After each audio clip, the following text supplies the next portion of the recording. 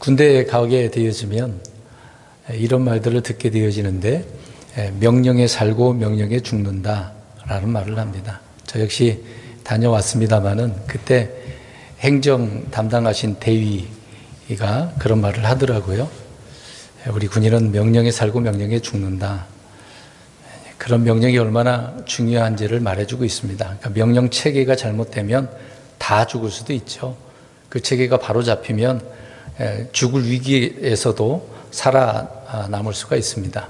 그러니까 물론 그 지휘관이 누구냐에 따라서 달라질 수도 있겠습니다만은, 아무튼 총지휘관의 명령에 군사들은 잘 따라줘야 전쟁에서 이길 수 있다라는 것을 알 수가 있는 것입니다. 그래서 명령 체계가 참으로 중요하다라는 것을 남자들, 특히 군대 갔다 오신 분들은 잘 아시게 될 것입니다. 요즘 군대에서 명령 체계가 참으로 힘듭니다. 뭐 인권이라는 것도 있고, 물론 잘못된 것들도 있겠습니다만은 명령은 참으로 중요한 것이죠. 성경에도 주님의 명령이 많이 나옵니다. 좀 전에 우리가 시편 111편도 읽었습니다만은 그 내용에서도 보면 주님의 명령들을 수행하는 그 내용을 우리가 알 수 있듯이, 그만큼 하나님의 백성들이, 자녀들이 주님의 명령의 음성에 순종을 어떻게 하느냐가 중요한 것입니다. 근데 뭐 명령을 말만 들었다고 해서 순종 안 할 것은 아니잖아요. 꼭 공문화가 되어지고 문서화가 되어야만 순종한다? 그것은 옳지 않습니다. 이게 문서화가 되지 않아도, 공문으로 발송되지 않아도 우리는 주님의 명령에 순종할 수가 있어야 되는 것이죠. 사람들이 이제 뭐 여러 가지 생각을 하다 보니 구약에 있는 많은 사람들을 언급하면서 특히 아브라함 이야기를 할 때가 많습니다. 예전에 몇 번 이런 부분을 언급한 적이 있었는데, 모세의 율법이 주어지기 전에 아브라함은 어떻게 명령에 순종했는가?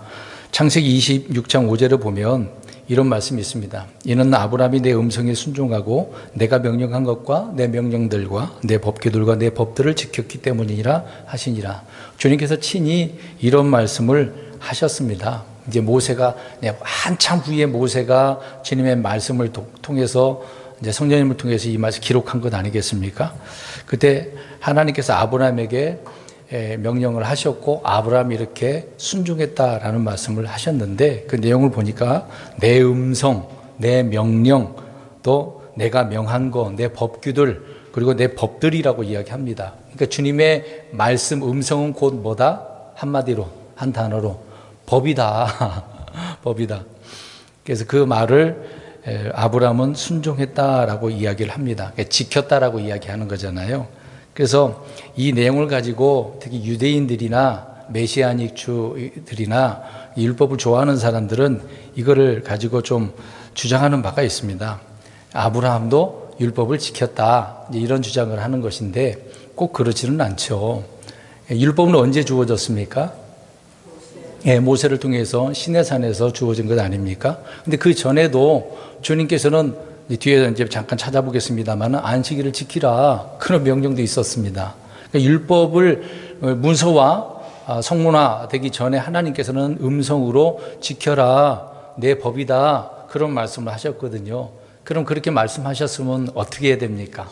지켜야죠. 율법 이전에 아브라함도 지켰다라고 이야기하는 것처럼 율법 시대 때에도 이스라엘 백성들이 그 율법의 말씀을 어떻게 해야 됩니까? 지켜야 되는 것이죠. 당연한 것입니다. 근데 이런 부분을 자꾸 율법을 아브라함이 지켰다라고 주장을 하기 때문에 이제 그것이 잘못됐다라는 것을 지금 저는 말씀을 드리는 겁니다. 그러니까 명령이 얼마나 중요한가를 아브라함을 통해서도 우리가 알 수 있는 거죠. 잠깐 우리 창세기서로 가보겠습니다. 창세기 12장 1절을 한번 가서 보십시오. 그러면 아브라함이 주님의 명령, 법들을 지켰다라고 할 때 하나님께서는 공문화시키신 건 아니잖아요. 음성으로 말씀하셨는데 그 음성을 아브라함이 어떻게, 언제부터 지켰는지를 알 수 있습니다. 12장 1절을 보면 시작. 그런데 전에 주께서 아브라함에게 이르시되 너는 내 고향과 친척과 아비 집을 떠나 내가 내게 보여줄 땅으로 가라. 전에라고 그랬으니까 오래전에 하나님께서는 말씀을 하셨어요. 주님의 음성으로, 말로 아브라함에게 들려주신 거죠. 말해주신 것이죠. 그때 그 명령은 뭐였습니까? 떠나라. 고향, 친척, 아비집을 떠나라. 내가 네게 보여줄 땅으로 가라. 근데 이 보여주지도 않았어요. 나중에 보여주는 거잖아요. 어디로 목적지도 말씀도 안 했어. 무작정 이제 떠나는 거예요. 주님 이동하면서 주님께 어떻게 인도하셨을지도 모르겠습니다만은 아무튼 보여줄 땅으로 가라 그랬으니 그 명령을 어떻게 해야 됩니까?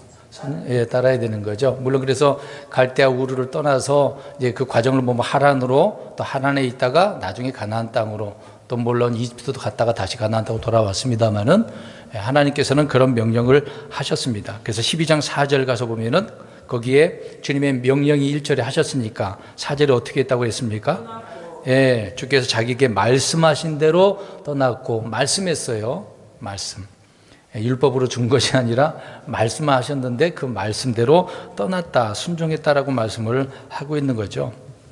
그러니까 아브라함은 주의 음성, 주의 명하신 것, 명령을 지켰다. 이런 부분이 있어서 아까 창세기 26장 5절에 하나님께서 아브라함은 내 명령, 내 말들, 법들을 지켰다라고 말씀을 하고 있는 것입니다. 이 외에도 얼마나 많은지 몰라요. 17장에 가서 보면 찾지는 마시고 할례를 행하라고 그랬을 때 할례를 행했습니까? 안 했습니까?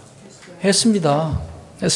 그것도 명령, 율법으로 준 건 아니잖아요. 그러니까 율법 있기 전에도 이미 하나님은 할례라고 하는 것을 하도록 말씀하셨거든요.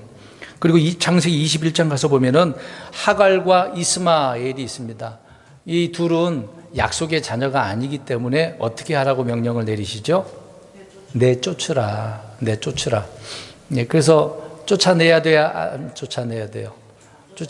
뭐 실제로 이제 쫓아낸 바가 있지 않습니까? 먹을 거 주고 뭐 좀 챙겨주고 쫓아낸 바가 있습니다. 그때도 주님의 말씀을 순종했죠. 그 외에도 창세기 15장과 17장에도 보게 되어지면 하나님께서 아브라함과 언약을 맺으시잖아요. 그 말씀을 통해서 그 약속을 하시겠다. 이제 그 언약입니다. 내가 지키겠다라고 하는 것. 그래서 그 언약을 믿으라라고 말씀하신 거거든요. 그때 그 말씀을 아브라함이 주님의 말씀을 어떻게 했다고 나옵니까? 믿음에 믿었다라고 이야기를 하고 있는 거죠. 그냥 약속만 받은 거예요. 근데 그 말씀을 믿었다. 그냥 믿는 것 그 자체가 믿음에 순종했다라고 성경은 언급을 하고 있는 것이죠. 그리고 창세기 22장에도 보면 100세에 얻었던 그 아들 자식이 자라났어요. 어린 자녀는 아니고 좀 청년 정도로 나이가 좀 성장할 때였던 것이죠.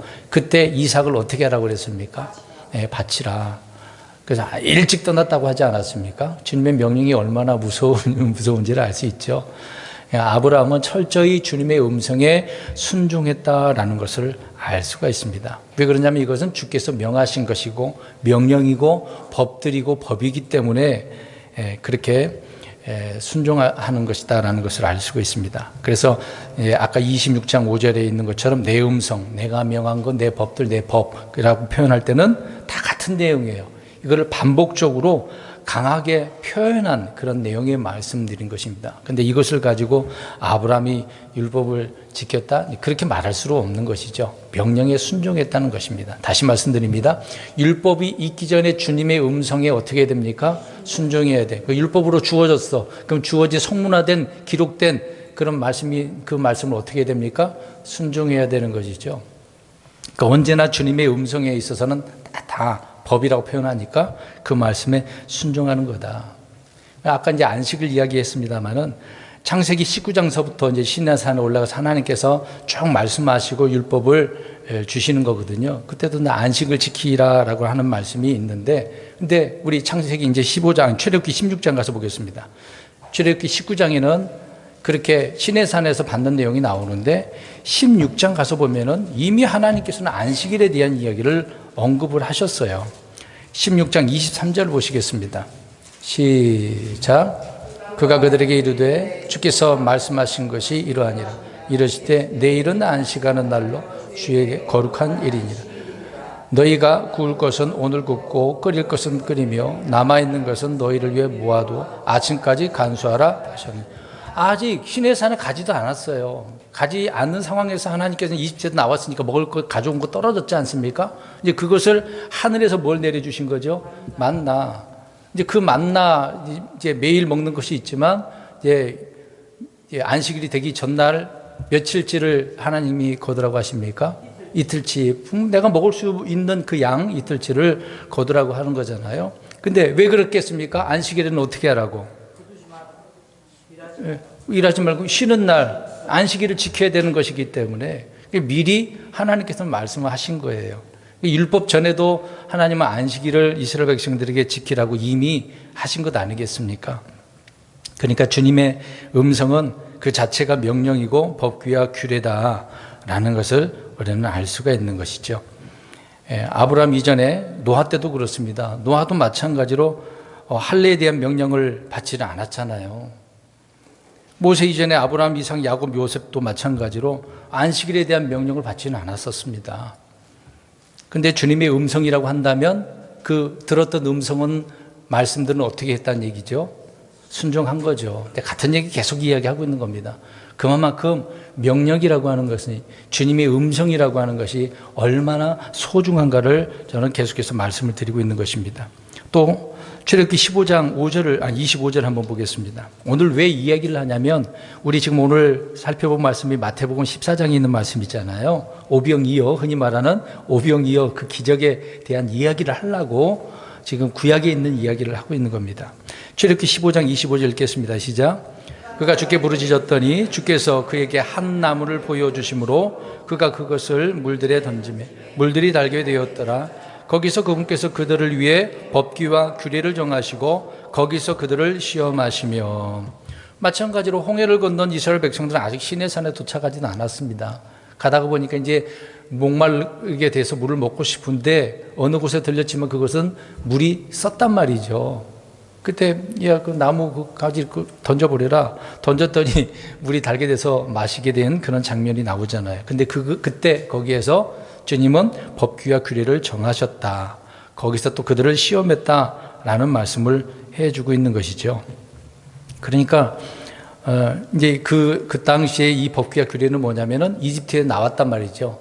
나와서 그들은 육신적인 그런 문제가 있기 때문에 그 광야 그 기간 동안 얼마나 불평과 원망이 많았습니까?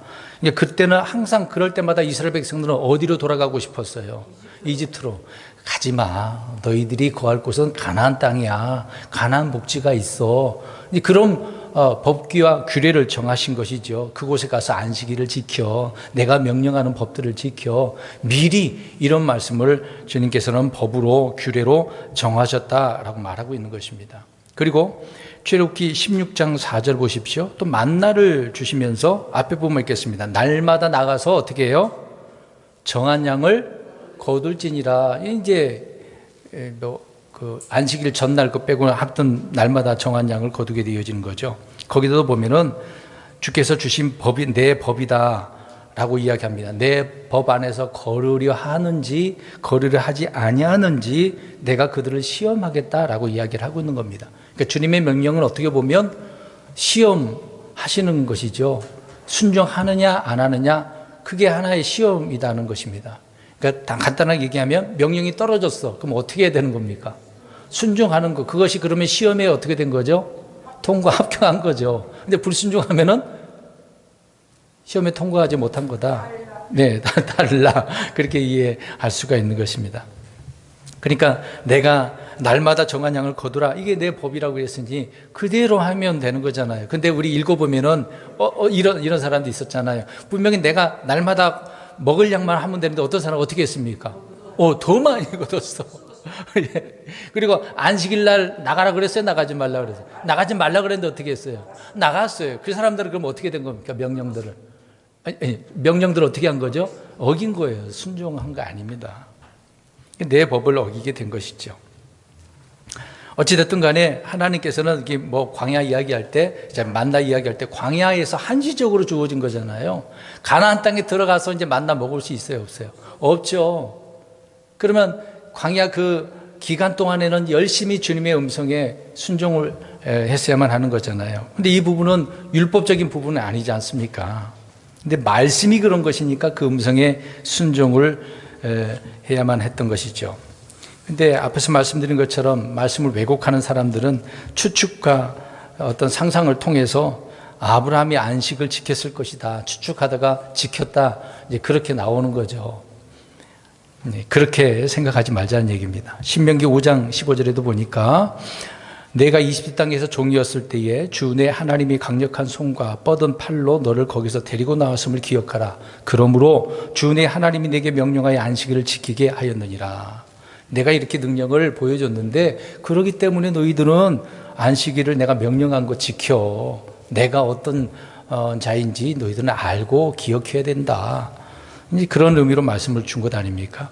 그러니까 안식일은 율법적으로 나중에 출애굽 후에 주어진 부분이겠습니다만은 그럼에도 명령은 그 전에 있었으니까 지켜야만 당연했던 것이죠. 자, 그러면 왜 이런 이야기를 했냐면 오늘 말씀해 보시기 바랍니다. 오늘 보면 이제 오병이어 마태복음 14장 우리가 다 알고 있는 마가복음 6장, 누가복음 9장, 요한복음 6장에 나온 내용이거든요. 같은 내용이 약간 보는 관점이 다른 부분도 있겠지만 어떤 것은 더 자세히 나온 부분도 있고 어떤 것은 간단하게 기록을 한 부분이 있습니다. 우리가 지금 살펴본 마태복음 14장은 간단한 내용이에요. 요한복음 6장은 자세하게 나와가지고 빌립도 나오고 안드레도 나오고 시험 이야기도 나오고 여러 가지 이야기가 더 포함돼서 있습니다. 오늘 14장은 빠져 있어요. 간단한 내용만 그 있었던 사건을 기록을 하고 있는 것인데 이 내용을 통해서 우리가 오늘 주님의 명령에 어떻게 해야 되는가 그 부분을 살펴보려고 하는 것입니다. 아무튼 앞에서 말씀드린 거 한 번 더 말씀드리면 율법이 주어지기 전에 그때나 율법이 주어졌을 때나 율법이 아닌 지금 이 은혜의 때에도 주님의 음성에 우리는 어떻게 해야 됩니까? 순종해야 되는 거죠. 지금 우리는 율법을 지키는 건 아니잖아요. 은혜의 말씀, 은혜의 복음, 그리스도의 명령, 사도들의 명령, 특히 사도 바울이 서신서를 통해서 명령한 것들은 우리가 지켜야 되는 것 아니겠습니까? 그런데 우리는 어떻습니까? 이스라엘 백성들처럼 주님의 음성에 토를 달거나 의심하거나 부정적인 시각과 생각으로 주님의 음성에 순종하지 않으려고 하는 그런 모습들을 우리는 보이게 되어집니다. 율법이 주어지기 전에 믿음의 선진들은 주님의 음성만으로 순종 여부를 보여주었던 것이죠. 그래서 우리 저번에 히브리서 말씀을 드릴 때 우리는 누구를 본받으려고 그래요? 믿음의 선지 구약 백성들을 본받으려고 하잖아요. 근데 그들은 대부분 율법이 있기 전이나 율법 시대였는데도 믿음 좋은 사람들이었잖아요. 하나님 그들을 인정하시지 않았습니까? 근데 우리는 더 나은 진리의 성경, 예전에는 이 신약이 없었잖아요. 다 포함된 그런 것이 어디 있었겠어요. 다 따로따로 흩어져 있는 두루마리로 갖고 있었던 거지 않습니까? 우리는 한 권으로 모든 것을 다 알 수 있는 그런 기록된 성경을 가지고 있잖아요. 또 은혜의 복음이 뭔지도 알았고, 우리는 또 그러면 어때요? 구약 백성들보다 더 믿음이 좋아야 되는데 그래요, 안 그래요? 안 그래요. 그러니까 우리는 구약에 있는 백성, 그 믿음의 사람들을 닮으려고 나는 뭐 이름도 그래도 정하잖아요. 주로 어떤 이름을 많이 자기 자신의 우리 한국 사람 이름이 있지만 어떤 이름을 가지려고 해요? 영어 이름 있잖아요. 요셉, 데이비드, 바울, 아브라함. 왜 그렇겠어요? 왜 구약에 있는 이 사람들의 이름을 신약에 있는 그 과거에 있는 사람들을 왜 자기 이름으로 영어 이름으로 이렇게 하고 있습니까? 그렇죠. 그들이 그렇게 믿음 생활 잘했기 때문에 나도 저렇게 나도 되고 싶다라고 하는 그런 마음이 있겠죠. 그래서 그런 이름을 짓기도 하는 것입니다. 영어 이름을 하나씩은 다 외국에 가게 되어지면 또 그렇게 정하는 바가 있잖아요. 그러니까 믿음의 선진들은 주님의 음성에 순종한 사람들이었기 때문에 하나님께서 얼마나 그들을 기뻐하셨겠습니까? 우리도 그래야 되는 건 당연한 것 아니겠습니까? 근데 문제는 우리에게 진리의 성경이 있고 은혜의 말씀이 있고 이거 쏟아지는 시대잖아요. 그냥 내가 뭐 배우고 싶으면 언제든지 지금 어디 학교도 안 가도 돼. 인터넷만 치면 다 나오거든요. 요새 뭐 옛날 뭐 세미나리 그런 학교 과정들이 있었습니다만은 요새는 그렇게 안 가도 다 올려놨기 때문에요. 그 올려놓은 자료만 가지고서도 쉽게 공부할 수 있습니다. 막 쏟아지는 그런 시대이잖아요. 그럼에도 불구하고 우리는 의심하기도 하고 불평하기도 하고 불만으로 가득 차 있는 것을 보게 되어집니다. 그래서 오늘 본문 마태복음 14장 오병이어 그 내용을 우리가 좀 보도록 하겠습니다. 근데 이제 오병이어 그러면은 이게 사람들이 불신자들도 알고 있는 단어이기도 하거든요. 그만큼 교회에서 개신교회에서 많이 사용을 하잖아요. 근데 이 용어가 심지어 이제 부정적으로 많이 남용이 되고 남발되기 때문에 좀 이제 듣는 그 입장에서는 더 이상 저 말 좀 안 썼으면 좋겠다라고 표현하는 부분도 많이 있습니다. 저 역시도 그런 생각을 한 때가 있었어요. 물론 은혜의 말씀 있잖아요. 사건 자체가 놀랍지 않습니까?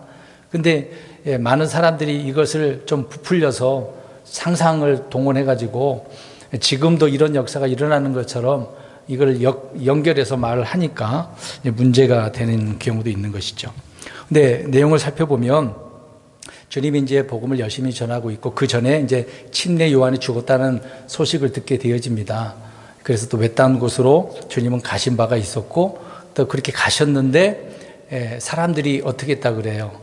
쫓아왔어요. 거기까지 소문을 듣고 어떻게 알았는지 왔어요. 그래서 제자들과 산에 이제 앉아 있다가 사람들이 오니까 근데 거기는 잔디가 있어가지고 거기에 사람들이 있으니 주님께서 말씀을 전한 내용을 설명을 하고 있습니다. 무슨 말씀을 이 당시에 전했는지 모르겠습니다만은 아무튼 말씀도 전했고 그랬는데 때는 지금 어떻게 됐어요? 날이 저물었어요. 저물었어. 그럼 이제는 어떻게 해야 돼요? 저물었으니까 흩어져서 집에 가야죠. 근데 한참 말씀을 얼마나 들었는지 모르겠습니다만은 배가 고픈 상황이 됐단 말이죠. 끼니 때가 되어서 먹을 것을 먹어야 되는 그런 상황이에요. 그러면 이제 먹어야 되니까 이것이 이제 고민이 되는 거죠. 그러면 사람들이나 제자들이나 우리 주님은 가져온 게 있어요, 없어요? 내용을 쭉 살펴보면 없어요, 없어. 아무도 그냥 가져오는 것이 거의 없었어요. 이제 뒤에 나와 한 사람만 아이가 갖고 온 것밖에 없긴 하지만 다 빈손으로 이렇게 와가지고 말씀을 듣고 고침받기도 하고 지금 병고침 이야기 나오잖아요. 사람들의 그 어려움을 주님께서 해소해 주셨단 말입니다. 근데 때가 이제 배가 고픈 그런 시기였기 때문에 그래서 주님은 요한복음 6장에 보면 빌립에게 이제 시험하고자 자신이 친히 이걸 행하실 걸 아시면서도 일부러 시험을 하신 내용입니다. 야, 빌립아, 이거 어떻게 해야 되겠냐? 먹을 것 좀 사야 되냐? 이런 식으로 질문하셨겠죠. 그러니까 빌립이 어떻게 얘기하죠? 200데나리온 가지고 이 많은 사람을 어떻게 해결합니까? 그 얘기를 하지 않습니까? 그러니까 가지고 있는 돈이 얼마나 있었단 얘기예요. 200데나리온. 그걸 가지고 또 거리가 있으니까 사가지고 오자니 그것도 안 되는 뿐더러 이 많은 사람들을 그 돈으로는 어떻단 얘기예요? 안 된다는 얘기예요. 먹을 수 없어요, 주님. 근데 그 다음에 이제 안드레가 이제 어떤 아이가 갖고 있었는지 그걸 가져오더니 주님 우리에게는 빵 5개하고 물고기 2마리밖에 없습니다. 그러면서 이 안드레도 덧붙여서 이야기하죠. 이거 가지고 이 많은 사람들을 어떻게 먹여요? 그렇게 이야기를 하죠. 먹을 수 없다고 이야기합니다. 이 내용은 우리 다 알고 있는 내용이잖아요. 재미난 이야기처럼 우리는 읽고 지나가는 경우가 있잖아요. 그래서 아무튼 빌립이나 안드레나 부정적인 그런 시각을 갖고 있는 내용인 것이죠. 근데 이 외딴 곳이란 말입니다. 근데 그 무리들이 모인 수가 얼마나 됐다고 그래요? 남자만 5천이. 마가복음 6장 그 부분에 보면 그 내용을 보면은요, 남자가 5,000명이라고 나와요.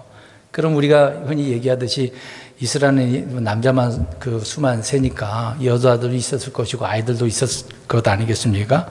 많은 무리들이 있었던 부분이죠. 근데 성경 아무튼 5,000명이라고 하니까 그 5,000명을 먹일 수 있는 자원이 없어요. 돈도 부족하죠. 빵 5개 하고 물고기 2마리로 안 돼요. 이 외딴 곳이라 나오지만 영어는 데저트 플레이스라거든요. 그러니까 광야, 흔히 사막 같은 들판이란 그런 얘기죠. 양식을 어디서 구할 수도 없고 그런 장소도 아니고. 근데 주님은 오늘 16절에 뭐라고 말을 합니까? 우리 읽어봅니다. 마태복음 14장 16절에 제자들에게 이르시되 시작. 너희는 지금 누구예요? 제자들이고 제자들이 그들 이제 5,000명이라고 한다면 그들에게 주어 먹게 해라는 말을 하게 되어집니다. 간단한 내용의 말씀이잖아요. 너희가 주어 먹게 해라. 주님은 그런 명령을 하셨어요. 자, 그러면 우리 여기 계신 분들이 그곳에 있었다고 생각해, 제자들이라고 생각을 해 보시기 바랍니다. 주님께서 이런 명령을 하셨어요. 아까 명령 이야기했잖아요. 명령 어떻게 해야 된다고 그랬어요? 자, 순종해요. 그럼 이제 순종해야 되잖아요. 주세요.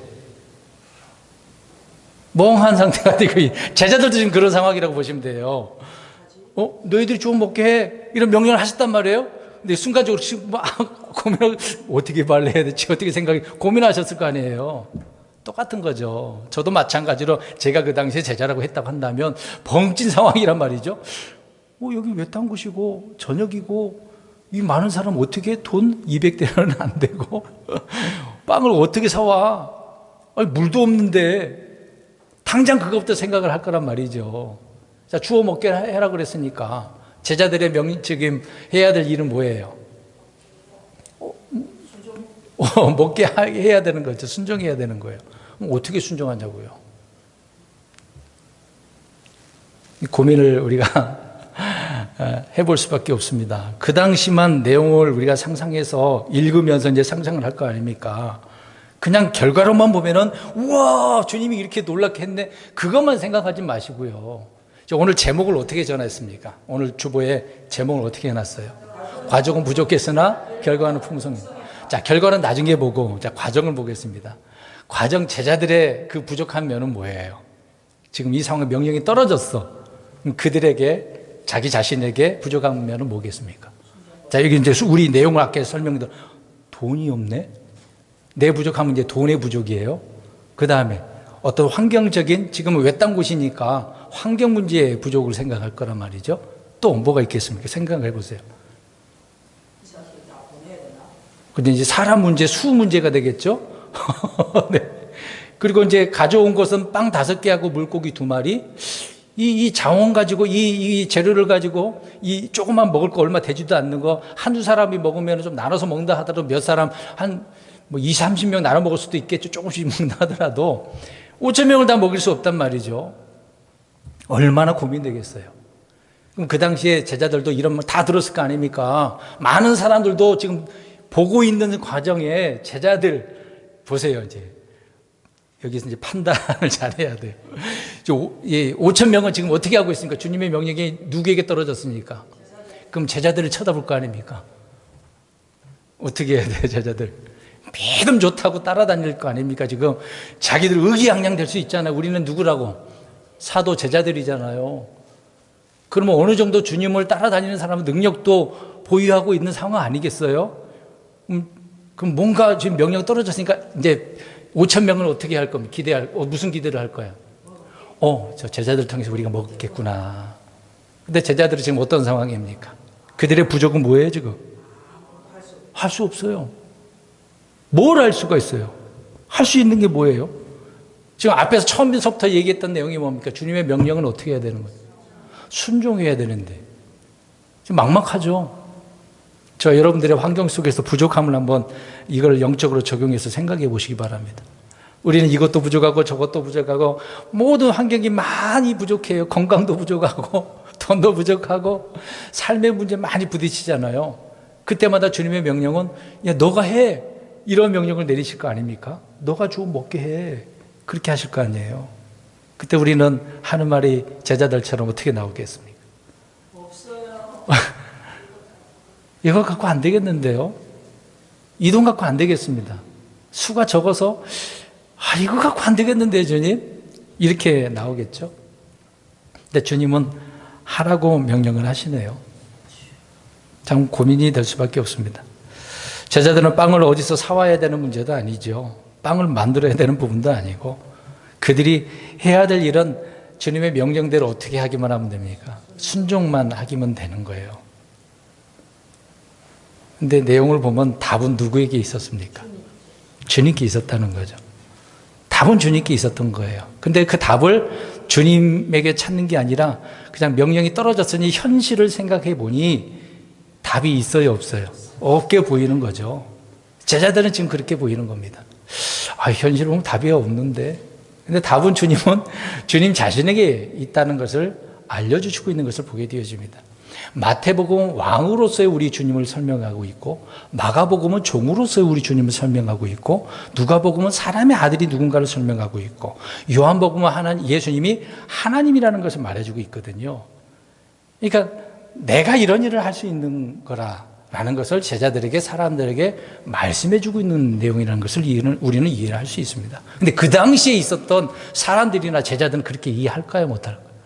못하죠. 어떻게 해요? 아무리 믿음 좋은 사람이라 하더라도 그렇게까지 주님의 뜻을 분별할 수 있다? 그럼 진짜 놀라운 사람이죠. 근데 그런 사람이 있어요? 없어요? 없었다는 겁니다. 그러니까 주님께서 가르쳐 주시는 거예요. 깨달으라고. 이런 사건들을 기록한 내용이 뭔지를 우리에게 말씀을 해주고 있는 거죠. 우리 고린도 후서 9장 10절을 보겠습니다. 이제 답을 알았으니까 주님을 통해서 해결하면 되는 거 아닙니까? 고린도 후서 9장 10절을 읽어보겠습니다. 시작. 씨를 제공하시는 분께서 이제 너희 양식으로 빵도 제공하시고 너희가 뿌린 씨도 번성하게 하시며 너희의 의의 열매도 늘어나게 하시고. 자, 이게 이 내용을 잘 보세요. 지금 제자들에게 있는 게 뭐예요? 200데나리온하고 빵 5개, 물고기 2마리란 말이죠. 그 내용을 잘 보세요. 이제 너희 양식으로, 자, 그것이 이제 빵 5개하고 물고기 2마리라고 생각해 보시면 그 양식으로 뭐도? 빵도 제공하시고. 그러니까 그 있는 것 가지고 주님께서 어떻게 하시겠다는 얘기예요. 제공하시겠다. 이제 너희들 생각은 그것밖이라고 생각하겠죠. 근데 주님은 여기 보세요, 여기 보세요. 자, 빵과 물고기를 나눠주시는데 딱 떼어줬어요. 이제 예를 들어서 이게 물고기야. 자, 머리통, 이 몸통을 딱 이렇게 끊어가지고 딱 줬어. 근데 다시 이렇게 보면은 또 있는 거죠. 달라붙어 있는 거예요. 제자들에게 다 바구니에다 담았다 그랬으니까 바구니가 12개가 나오잖아요. 그러면 12개씩 있었다는 얘기 아닙니까? 그렇게 주님은 다 띄워주는 거야. 근데 한 번 갔다 온 걸로 끝냈을 것 같아요? 5,000명이니까 계속해서 있는 것 갖고 주님은 어떻게 하십니까? 제공하고 있다는 내용을 고린도 후서 9장 10절에서 이해를 할 수 있습니다. 그러니까 제자들은 주님의 손에서 빵을 받아가지고 나누어 주는 거예요. 오늘 본문의 말씀으로 와서도 보면 주님께서 주시는 것 가지고 어떻게 했습니까? 단지 그들을 어떻게 한 거예요? 가지고 있는 것을 누구에게 갖다 준 거예요? 아니. 일단 빵 5개하고 물고기 2마리를 그 있는 거 예수님께 갖다 줬어. 그것을 가지고 주님은 주신 것이죠. 그러면 이제 보겠습니다. 누구 거예요?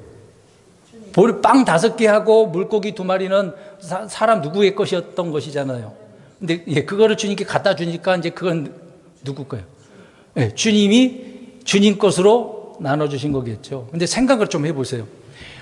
여러분, 그 빵 5개하고 물고기 2마리 그 계속 무한 제공이잖아요. 물론 그때 5,000명 다 배불리 먹을 만큼이 되는 것이니까. 남은 것도 있었지 않습니까? 무한 제공으로 계속 준 거잖아요. 근데 이건 초자연적인 놀라운 현상 아닙니까? 어떻게 그렇게 만들어내냐고요. 누구니까? 주님이시니까. 주님이 하나님이시니까. 주님은 이런 능력을 능히 행하고도 남는 그런 분이기 때문에 모든 것이 가능한 분이니까 공급해 주시는 것이죠. 그러니까 믿음의 사람들, 사역자들도 마찬가지입니다. 주께 받은 것을 나누어 주는 거. 단지 우리는 그 일만 하면 되는 거, 전달자, 청지기처럼 순종만 하면 되는 것이거든요. 제자들이 그리해 했던 것처럼 저와 여러분도 지금의 여러 가지 환경을 보면 하나님 이거 가지고 안 되고 이 정도 안 되는데요. 더 주셔야 우리가 일을 할 수 있을 것 같은데요. 그건 내 생각이잖아요. 그러니까 내게 있는 것 가지고 주님은 그것을 통해서 우린 나 자신을 주님께 드리면 주님은 그것을 가지고 사용케 해주신다라는 것이죠. 그러면 어떤 일이 벌어져요? 놀라운 일이 벌어져요. 자, 우리 다 얘기해 보겠습니다. 놀라운 일이 벌어진다. 믿으십니까? 그럼 어떻게 해야 돼요? 주님의 음성에 순종해야죠. 근데 앞에서 말씀드린 것처럼 순종하기보다 어떻게 먼저 생각합니까? 안 된다고만 생각을 하는 거잖아요. 이거 갖고 안 된다고. 오늘 본문의 14장 19절 보세요. 마태복음 14장 19절. 주님께서 무리에게 명령하셔서 잔디에 앉게 하셨죠. 빵 5개, 물고기 2마리 집으신 뒤에 하늘을 우러러 축복하시고 빵들을 자기 제자들에게 어떻게 하셨어요? 떼어주신 거죠. 제자들은 또 그것을 받아서 무리에게 주었다라고 이야기를 하고 있습니다. 있는 그대로예요. 어려울 게 하나도 없죠. 저와 여러분들은 주님의 말씀을 받았어. 음성을 들었어. 그럼 그 음성에 순종하는 거. 전하기만 하면 되는 거잖아요. 복음 전할 때도 말씀 사역자는 당연히 이렇게 해야 되는 것 아니겠습니까? 그냥 누군가에게 전달만 하면 되는 것이죠. 그러면 이런 생각을 할 거예요. 주님께서는 없는 것도 내놓으라고 하신다고? 아니거든요. 우리 성경 또 보겠습니다. 고린도 후서 8장 12절에서 15절. 고린도 후서 8장 12절에서 15절. 고린도 후서 8장 12절에서 15절 시작. 먼저 자원하는 마음이 있으면 사람이 갖지 아니하는 것이 아니라 가진 것에 따라 주께서 그것을 받으시리라. 내가 뜻한 바는 다른 사람들은 편하게 하고 너희는 짐을 지게 하려는 것이 아니요 다만 균등의 원리를 따르려는 것이니 곧 이제 이번에는 너희의 넘치는 것으로 그들의 부족한 것을 공급하고 또한 그들의 넘치는 것으로 너희의 부족한 것을 공급하여 서로가 균등하게 하려는 것이라. 이것은 기록된 바 많이 거둔 자는 남지 아니하였고 적게 거둔 자도 모자라지 아니하였다. 마지막 15절은 무슨 말씀을 한 거예요? 어디에 나오는 내용이에요? 아까 만나 그 얘기를 하고 있는 거예요. 바울은 이것을 가지고 지금 교회에 그 연본데 서로 균등의 원리를 따라서 공급해 주기 위해서. 근데 아까 12절 우리 읽었던 것처럼 잘 보세요. 자원하는 마음이 먼저 있어야 돼. 그러니까 내 것을 주님 앞에 드려야 되는 거잖아요. 그 뒤에 보세요. 사람이 갖지 아니한 것이 아니라 무엇에 따라? 가진 것에 따라 그러잖아요. 있는 것 갖고. 그 있는 것 갖고 그 있는 것을 우리는 어떻게 해야 되는 거예요? 주님께 드리면 돼. 그러면 그것을 주님께서는 내게 다시 주셔서 주님의 것으로 우리는 일하게 하게 되어지는 거죠. 이건 내 것 같지만 사실 내가 주님께 드린 것 사실 내 것은 아니잖아요. 주님이 주셨으니까. 모든 것이 다 주님 것 아니겠습니까? 그러니까 각자 가진 것을 주께 드리면 주님은 그것을 남들에게 줄 수 있도록 내게 이렇게 다시 주신다는 것을 알 수 있습니다. 그러니까 이제 제자들에게 야 너희가 주워 먹게 해. 그러면 누구의 것을 가지고 먹게 해야 되는 거죠? 주님의 것을 가지고, 주님이 주신 것을 가지고. 주님께서는 너희가 그들에게 주워 먹게 하라라고 하는 말씀은 공급자가 누구란 얘기예요? 주님이시다. 나누어질 양식 공급자가 주님이시다. 이거를 알려주시기 위해서 말씀하고 있는 겁니다. 그 당시에는 육적인 부분이 되겠습니다만은 저와 여러분들에게 육신적인 것을 떠나서 영적인 이런 주님을 통해서 공급되어지는 거 얼마나 풍성한지 이거는 우리는 알고 있어야 되는 거죠. 자, 이 내용이 오병이어만 아니라 흔히 이제 칠병이어라고 하는데 이 빵 7개와 물고기 2마리라고 되어 있거든요.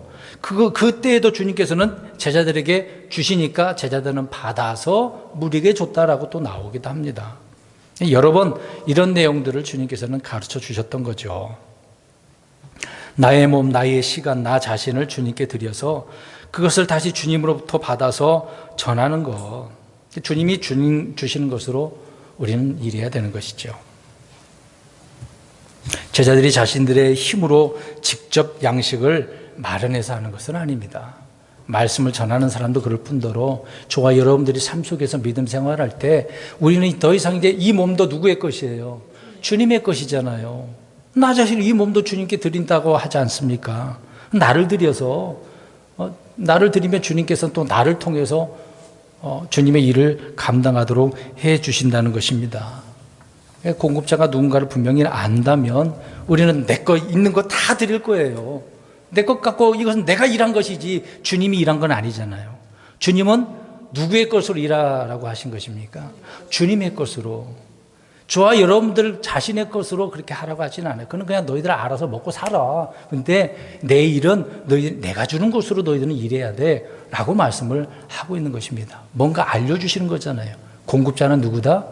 주님이다. 여러분, 그러니까 주님의 음성에 순종하게 되어진 그 결과는 어떻게 됐습니까? 이제 이 오병이어의 결과가 어떻게 됐어요? 이제 먹고 배불리 먹고 12바구니에 가득 찼어. 빵도 물고기도 거기 가득 찼어요. 근데 중요한 것은 과정이 부족했어도 주님의 음성에 순종해야 되는 거예요. 이들은 지금 주님 다 알고 계시잖아요. 부족한 거. 거기 모인 사람들이나 제자들이나 똑같아. 인간적인 면에 똑같아요. 부족해요. 아직 성장하려면 멀었어. 주님 아시면서도 말씀을 시험하시는 거예요. 내 말에 순종하는가 안 하는가. 근데 보세요. 순종하지 않으면 과정이나 결과는 계속해서 어떻게 될 수밖에 없어요. 부족할 수밖에 없어요. 근데 순종하면 결과는 어떻게 되는 겁니까? 풍성해지는 결과를 알 수가 있는 거죠. 우리는 이걸 알아야 됩니다. 결과는 풍성해야 되잖아요. 근데 과정과 계속 끝까지 이 부족하고 또 부족하고 다고 언제까지 그래야 됩니까? 주님이 주신 것도 누리지도 못하고 계속 달라고만 하는 우리의 나 자신의 이 부족함, 이것도 부족한 거잖아요. 믿음이 얼마나 부족하면 여태까지 주님이 주셨는데도 부족하다고만 하고 있겠습니까? 이게 명령에 순종 안 하니까 부족함을 느끼는 거죠, 스스로. 오병이어의 사건은요, 너희가 무리에게 먹을 것을 주라. 이건 명령이에요, 명령. 주라, 명령한 거잖아요. 그럼 내가 할 일은, 내가 가진 것을 주님께 드리는 거. 이건 내가 할 일이에요. 아이가 가지고 있었던 거든, 뭐 돈이든 주님께 드리면 돼요. 내가 가진 양과 액수가 중요한 게 아닙니다. 내 몸, 시간, 어떤 재능, 능력 있잖아요. 물질. 그게 중요한 게 아니에요. 그게 중요하다고 생각하는 사람은 현실이 중요하다는 얘기가 아닙니까? 주님은 그것을 뛰어넘으라고 이야기하고 있는 거거든요. 앞에서 우리가 읽은 것처럼 주님은 우리가 가진 것을 받으시는 분이 아니란 말이에요. 있는 거. 그걸로 받으시는 겁니다. 근데 받아서 줬어. 우리에게 나눠줬단 말입니다. 그러니까 누구와 함께 일하는 거예요? 주님과 함께 일하는 겁니다. 명령에 순종하는 것은 주님과 함께 일하는 거거든요. 그런 일꾼이 되라고 이야기하고 있는 겁니다. 순종하면 주님의 일을 우리가 행한 거예요. 그 결과는 모두가 배불리 먹고도 남았어요. 그러니까 주님과 함께 일하는 그 결과는 항상 열매가 어떻게 되는 겁니까? 풍성한 거예요. 풍성한 거. 결과는 풍성한 것입니다. 이런 경험을 우리가 해야 되지 않을까요? 그러면 우리 표어를 좀 읽어보겠습니다. 시작. 이유 있는 믿음의 승리로 형통하라. 그냥 사람이 끝에 부분만 집중할 거예요. 형통만 생각할 겁니다. 좀 더 믿음이 있다고 한다면 믿음의 승리, 거기까지 생각할 겁니다. 근데 더 믿음이 있다고 생각한다면 이유. 그러니까 내가 결과적으로 형통, 믿음에 승리할 수 있었던 것은 내가 무슨 주님의 음성에 순종할 수 있는 믿음이 있었겠죠. 뭔가 행함이 있었겠죠. 그런 이유가 우리에게 있어야 되는 것 아니겠습니까? 결론적으로 말씀드립니다. 우리는 과정이 부족할 수 있어요. 제자들처럼 믿음 없을 수도 있어요. 믿음 좋다가도 푹 떨어질 수가 있어요. 바닥을 칠 때도 있어요, 믿음이. 그러나 주님은 다 아시는 분이잖아요. 빌립을 아시면서도 시험했다고 나오지 않습니까? 그런 것처럼 저와 여러분도 시험하시는 거잖아요. 내 말에 순종하는가 안 하는가. 그때 내게 있는 거 부족하더라도 주께 드리면 주님께서는 그것을 가지고 다시 우리에게 주셔서 주님과 함께 일하게 하시는 것입니다. 그러면 그 결과가 상상을 초월하는 결과, 풍성한 결과를 얻게 되어지는 거죠. 이런 사실을 믿고 올바른 믿음의 생활을 할 수 있는 저와 여러분이 되시기를 주의 이름으로 축원드립니다. 아멘. 기도하겠습니다.